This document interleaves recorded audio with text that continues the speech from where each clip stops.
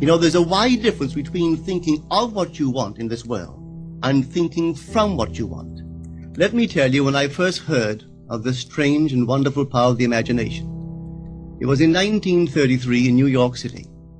An old friend of mine taught it to me. He turned to the 14th of John, and this is what he read.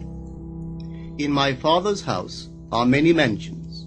If it were not so, I would have told you. I go to prepare a place for you.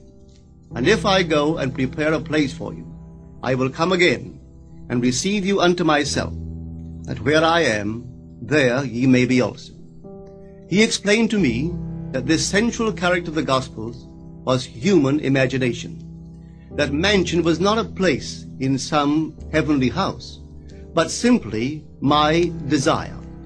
If I would make a living representation of the state desired, and then enter that state and abide in that state, I would realize it.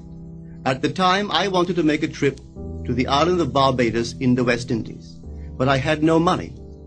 He explained to me that if I would that night, as I slept in New York City, assume that I was sleeping in my earthly father's house in Barbados, and go sound asleep in that state, that I would realize my trip.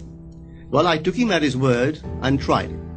For 1 month, night after night, as I fell asleep, I assumed I was sleeping in my father's home in Barbados.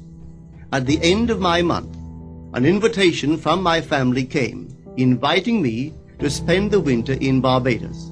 I sailed for Barbados the early part of December of that year. From then on, I knew I had found this Savior in myself. The old man told me that it would never fail. Even after it happened, I could hardly believe that it would not have happened anyway. That's how strange this whole thing is. On reflection, it happens so naturally.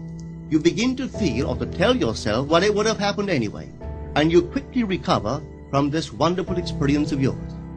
It never failed me if I would give the mood, the imagined mood, sensory vividness. I could tell you unnumbered case histories to show you how it works, but in essence, it's simple.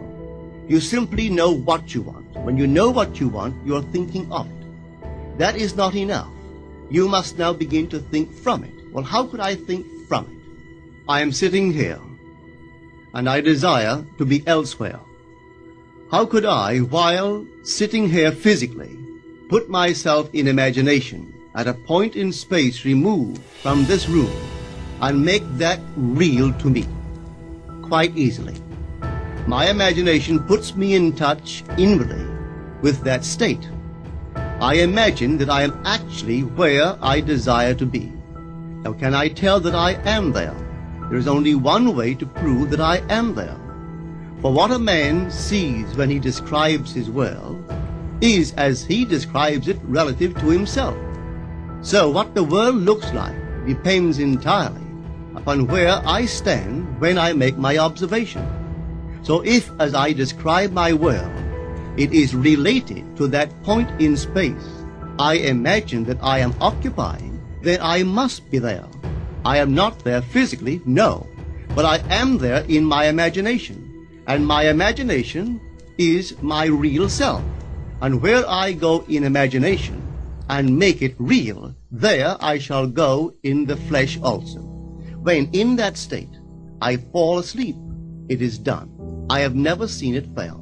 So this is the simple technique on how to use your imagination to realize your every objective.